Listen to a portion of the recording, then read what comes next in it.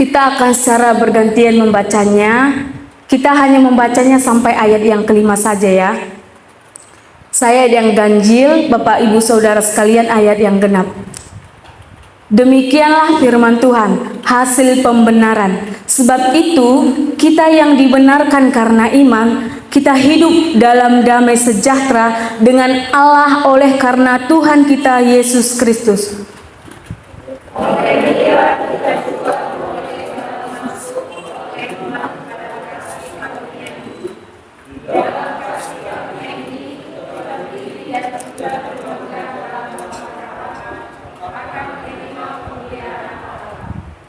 Dan bukan hanya itu saja, kita malah bermegah juga dalam kesengsaraan kita. Karena kita tahu bahwa kesengsaraan itu menimbulkan ketekunan.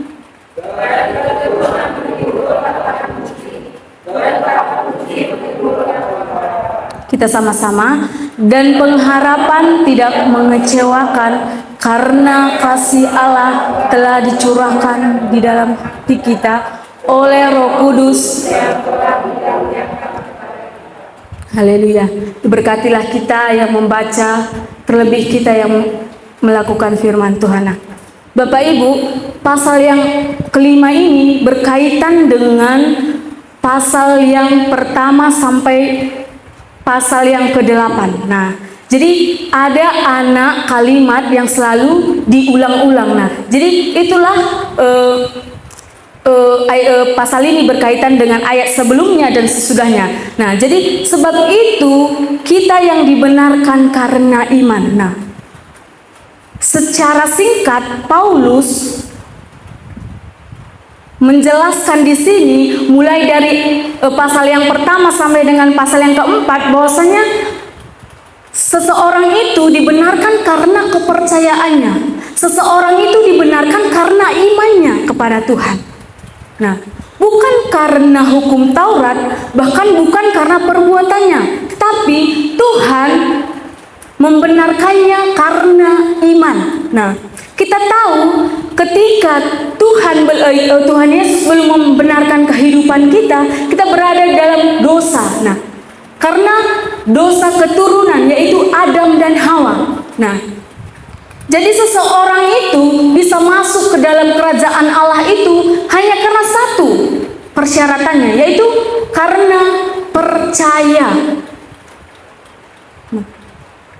Jadi secara ringkas Rasul Paulus menjelaskan di ayat yang pertama sampai dengan ayat yang ke-2a.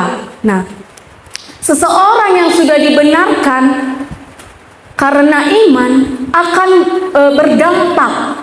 Seseorang yang dibenarkan karena iman ada berkatnya. Nah, makanya saya katakan tadi berkat itu nggak selalu berbicara materi. Nah, karena berkat yang sesungguhnya itu adalah kasih karunia Tuhan yang telah dilimpahkan kepada kita melalui anaknya Yesus Kristus. Nah, Bapak Ibu, ketika kita berada di dalam dosa, nah, Yesus mengambil suatu tindakan. Nah, di mana Dia adalah Allah, adalah adil sekaligus kasih. Nah, tetapi Dia mengambil sebuah cara untuk memperdamaikan kita dengan Dia, supaya kita tidak bermusuhan dengan Allah. Jadi dengan Dia mengaruniakan anaknya yang tunggal itu, yaitu Yesus Kristus, makanya dikatakan oleh karena Tuhan kita Yesus Kristus. Nah, jadi seseorang itu memperoleh keselamatan karena percaya melalui Yesus Kristus.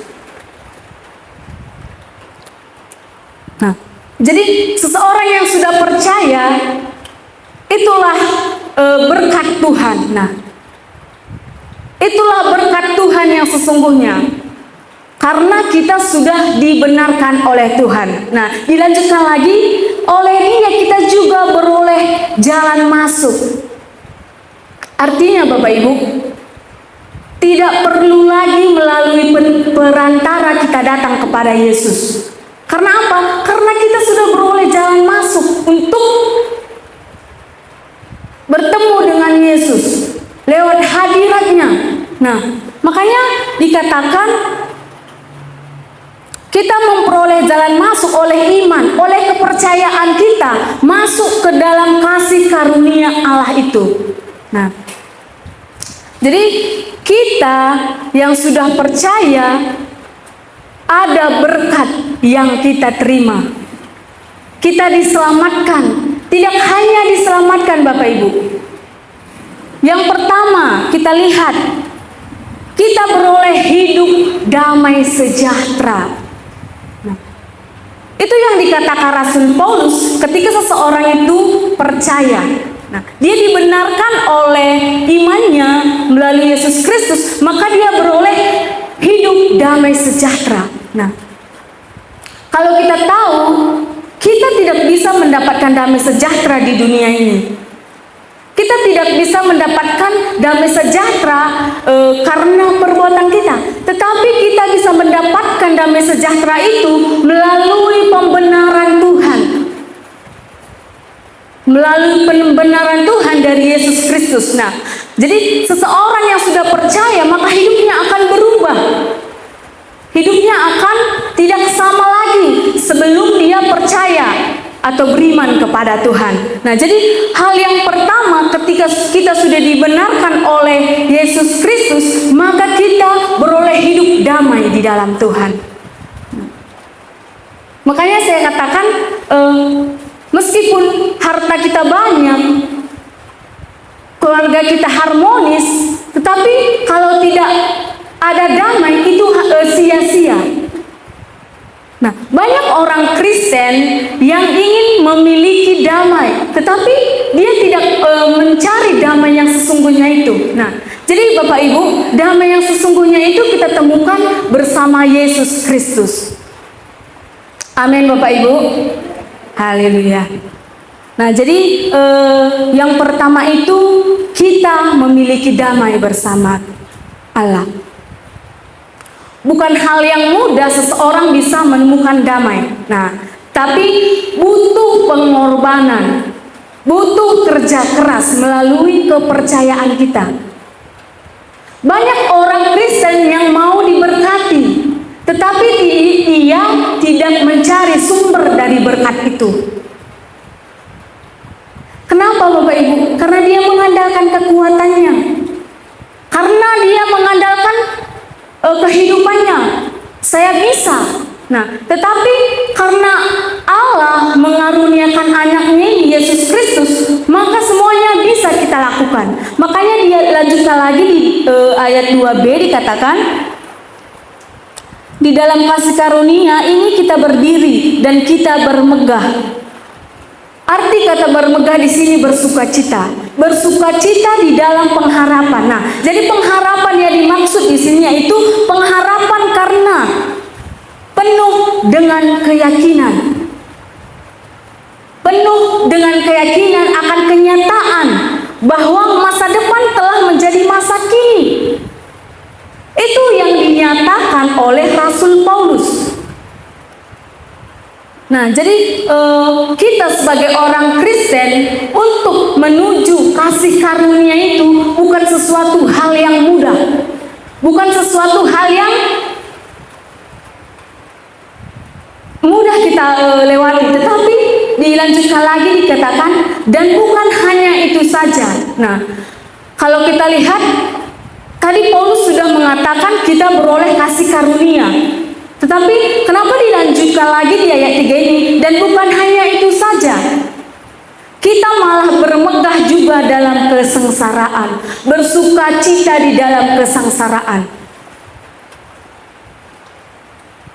Kata kesengsaraan di sini lebih mengacu kepada setiap penderitaan kita, setiap permasalahan kita, setiap yang membuat kita takut. Itu kata sengsara di sini. Nah, tetapi Rasul Paulus mengartikan kesengsaraan itu sebagai di mana itu adalah berkat dalam keselamatannya. Berkat di dalam keselamatannya, ketika dia sudah diselamatkan, maka dia juga merasakan berkat itu sebuah kesengsaraan. Nah, jadi kesengsaraan itu apa yang kita rasakan, seperti apa masalah kita. Nah, bukan berarti ketika kita sudah dibenarkan oleh Tuhan, ketika kita sudah dipercaya kepada Tuhan, kita tidak hidup di dalam masalah.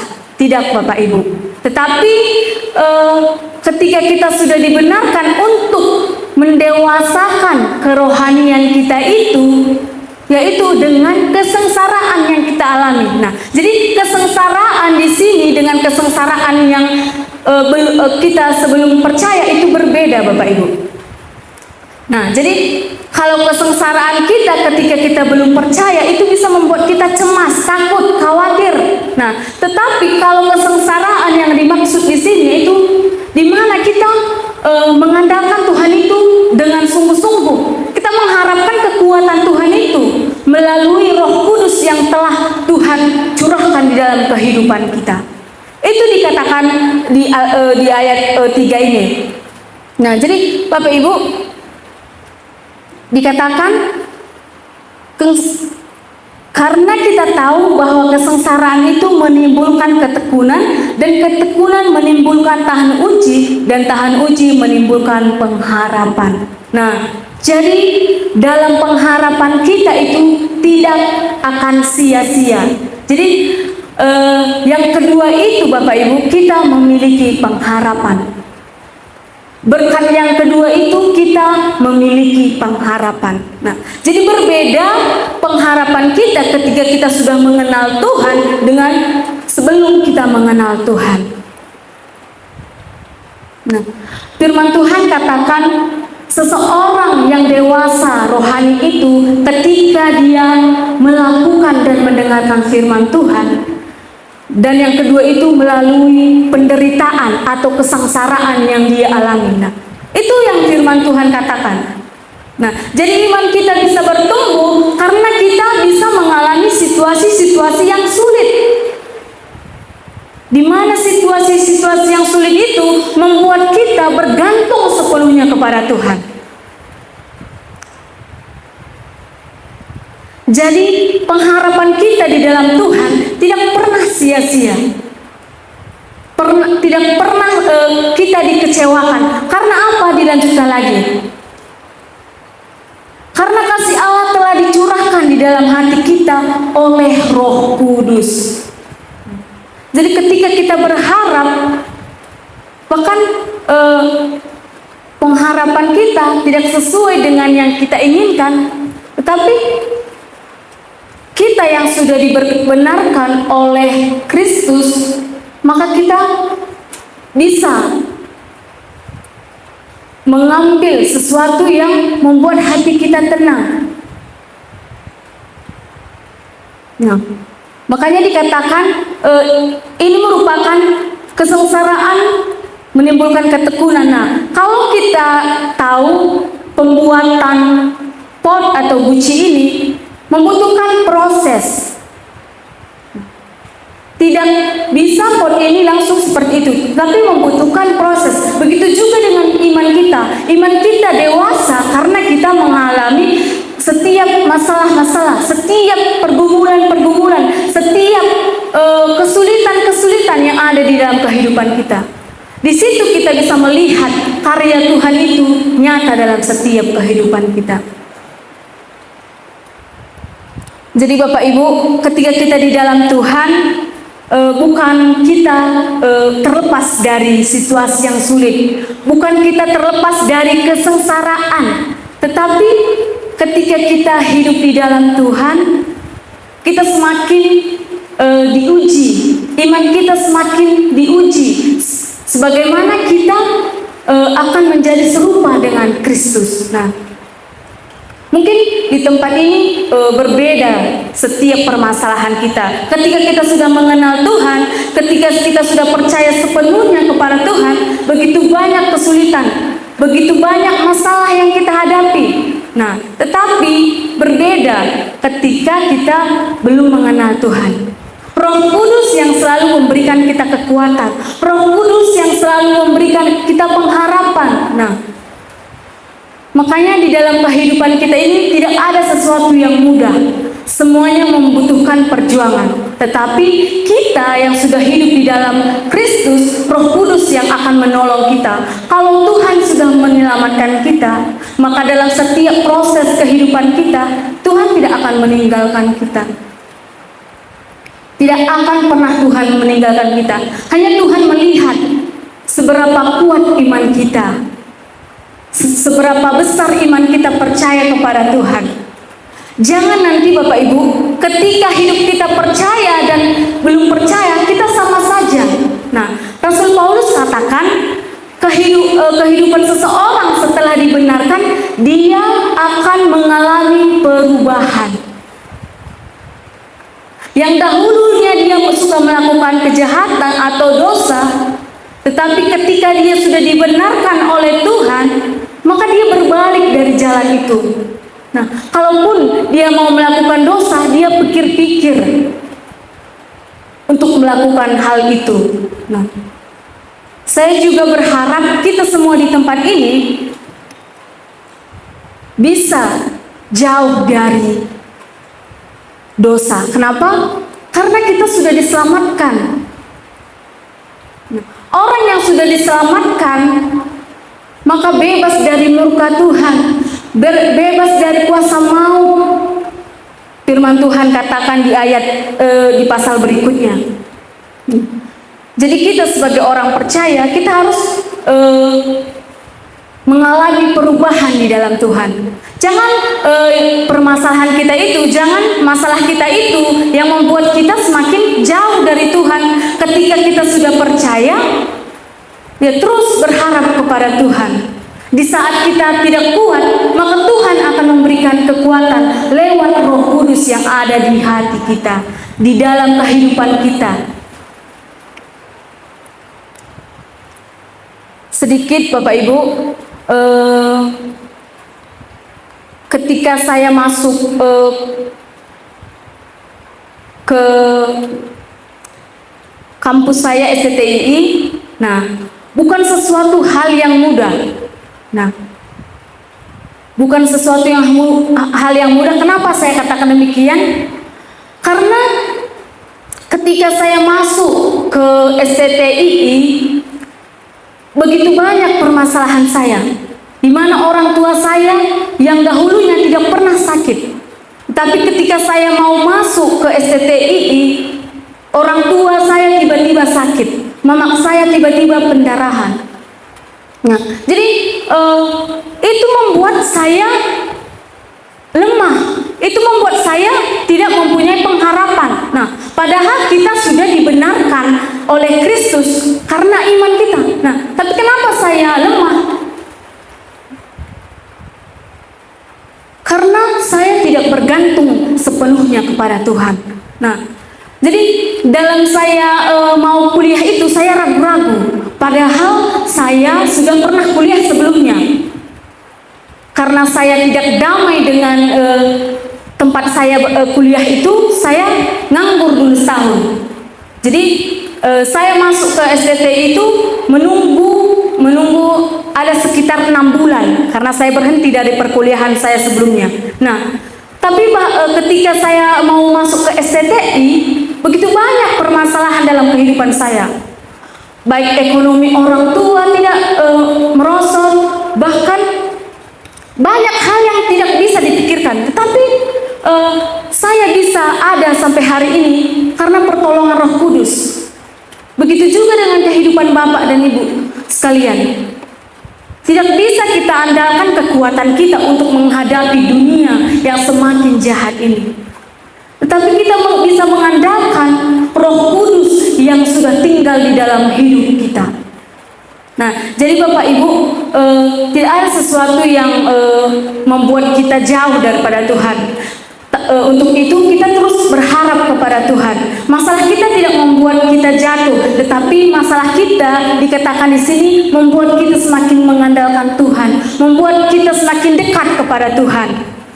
Nah, jadi Bapak Ibu, teruslah berharap kepada Tuhan sampai kita masuk dalam kerajaan surga itu. Kita bisa menikmati karya keselamatan yang sesungguhnya itu. Jadi dalam masa kehidupan kita itu kita tidak sia-sia.